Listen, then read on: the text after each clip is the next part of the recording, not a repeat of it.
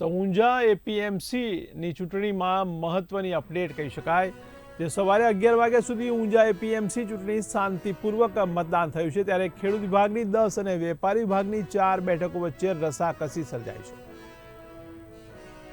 તો મતદારોએ વેપારી વિભાગમાં 805 પૈકી 289 મતદારોએ મતદાન કર્યું, તો ખેડૂત વિભાગમાં પણ 261 પૈકી 100 મતદારોએ મતદાન કર્યું છે। ત્યારે ખેડૂત વિભાગની 10 બેઠકોની ચૂંટણીમાં 15 ઉમેદવાર મેદાને છે, જ્યારે વેપારી વિભાગની 4 બેઠકોની ચૂંટણીમાં 16 ઉમેદવાર મેદાને છે। તો ઊંઝા એપીએમસીમાં કુલ 14 બેઠકો માટે 1063 મતદારો નોંધાયેલા છે। તો ખરીદ વેચાણની બેઠક પર દિનેશ પટેલ બિનહરીફ રહ્યા છે। તો મહત્વના સમાચાર કહી શકાય મહેસાણાથી, ત્યારે મહેસાણામાં ઊંઝા એપીએમસી ચૂંટણીમાં મતદાનને લઈને મહત્વની અપડેટ કહી શકાય। સવારે 11 વાગ્યા સુધી ઊંઝા એપીએમસી ચૂંટણી શાંતિપૂર્વક મતદાન થયું છે, જેમાં ખેડૂત વિભાગની 10 અને વેપારી વિભાગની 4 બેઠકો વચ્ચે રસાકસી સર્જાઈ છે।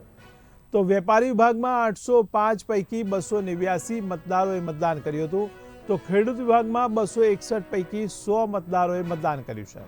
તો ખેડૂત વિભાગની 10 બેઠકોની ચૂંટણીમાં 15 ઉમેદવાર મેદાને છે, જ્યારે વેપારી વિભાગની 4 બેઠકોની ચૂંટણીમાં 16 ઉમેદવાર મેદાને છે। તો ઊંઝા એપીએમસીમાં કુલ 14 બેઠક માટે 1063 મતદારો નોંધાયા છે। તો ખરીદ વેચાણની બેઠક પર દિનેશ પટેલ રહ્યા છે બિનહરીફ।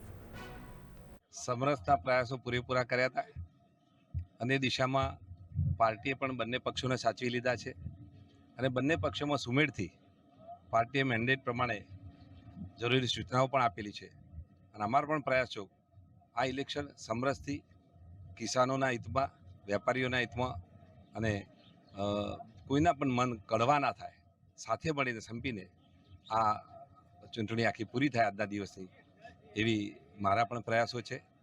અને આજે મતદાન શાંતિપૂર્વક થઈ રહ્યું છે અને લોકોને પણ આપણે વિનંતી પણ કરેલી છે કે સમગ્ર આ આખું ઇલેક્શન કોઈ પણ જાતના વિવાદ વગર પાર્ટીના આદેશ મુજબ થાય એવી પાર્ટીને અમારી બધા આગેવાનોની પૂરેપૂરી તૈયારી સાથે લોકોને પણ અમે વિનંતી પણ કરેલી છે।